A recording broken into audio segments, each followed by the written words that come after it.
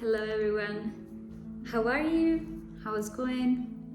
So before I begin, I want to say one thing very clearly. First of all, if you hear some noises, strange sounds, it's because I have my cat around. His name is Lemmy and he would probably interfere with the video, so I hope it's not gonna be that big of a distraction. This video is not a lesson, it's not a guide on how to follow a spiritual path. This is simply my story, nothing more, nothing less. It's my story of my first spiritual awakening and where it started, where it didn't quite fit anymore, and how I eventually found myself walking a different path, a path that I anticipated in my last video. So I hope that this one will be welcomed by you all. If you're here because you're curious about spirituality, about my perception of the divine and the goddess, or about what it means to be spiritually at home, I hope that something in this video can resonate with you, and if it doesn't, that's okay in the same way, because this is just me sharing where I've been and what I have learned during these years. So my spiritual journey, or at least what I now recognize as my first spiritual awakening, began when I was 16. It was during 2020, during lockdown, and like many people my age, I came into spirituality through social media.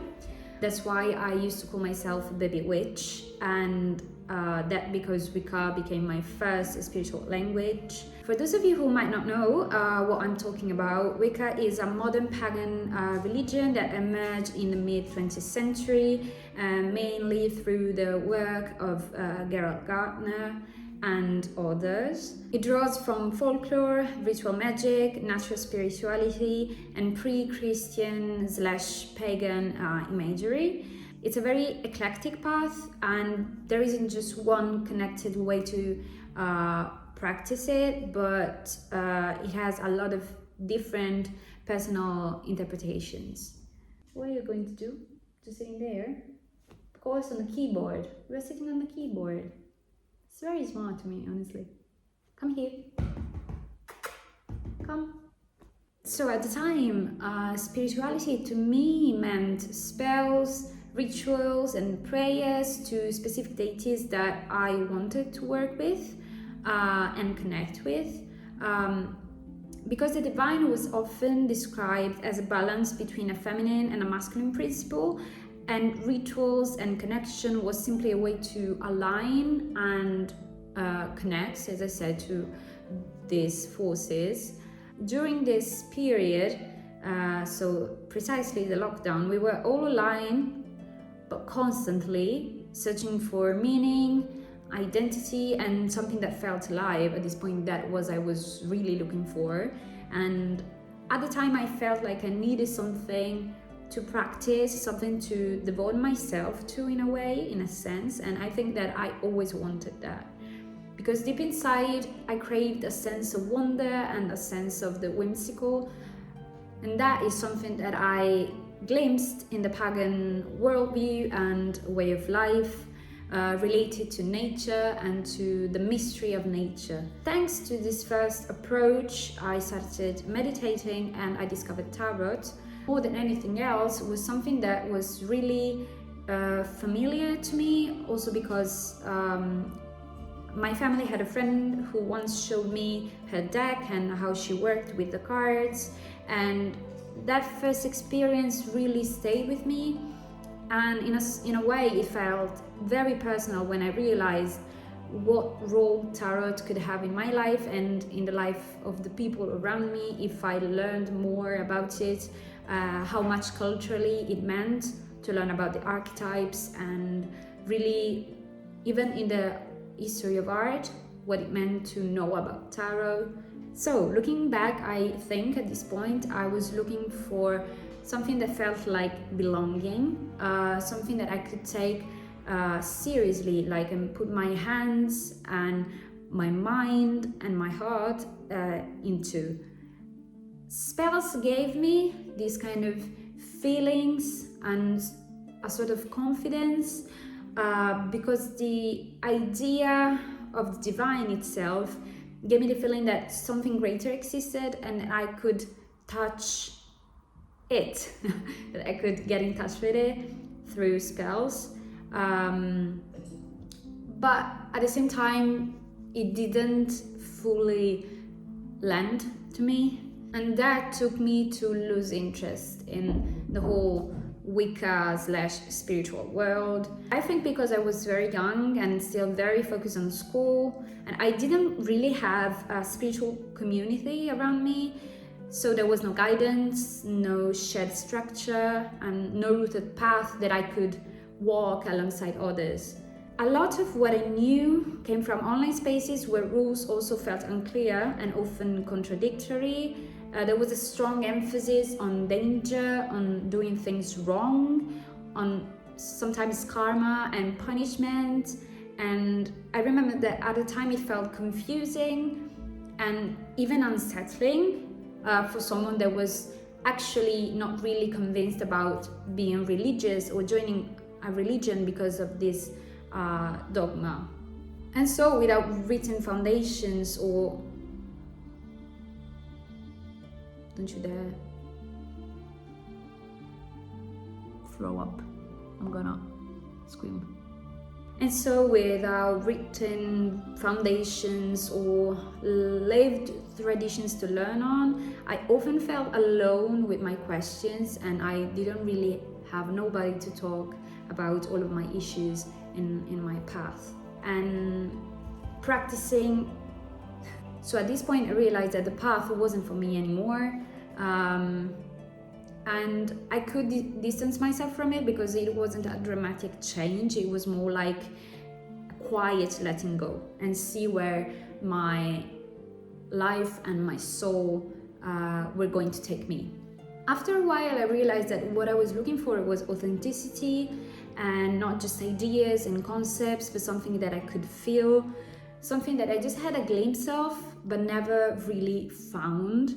Yes, it felt like I wanted to something that really touched my soul, not in a like epiphany kind of way, but something more quiet, something more of a presence, of a sensation. That's how we moved to the Avalonian path, the Avalon tradition that I met much later in Litha, so the summer solstice of 2025 in Milan. Long story short, in Milan where I live, there is an esoteric bookshop that hosts seasonal celebrations and spiritual gatherings of different sorts. So during Litha, that evening, it marked the beginning of a ritual cycle guided by my current teacher / mentor, Anna.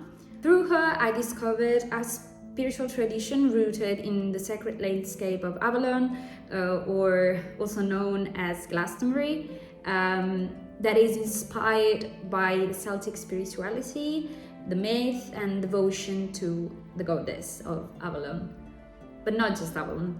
The specific Avalonian tradition that I am referring to was founded by Kathy Jones in the 90s, who also founded the Glastonbury Goddess Temple.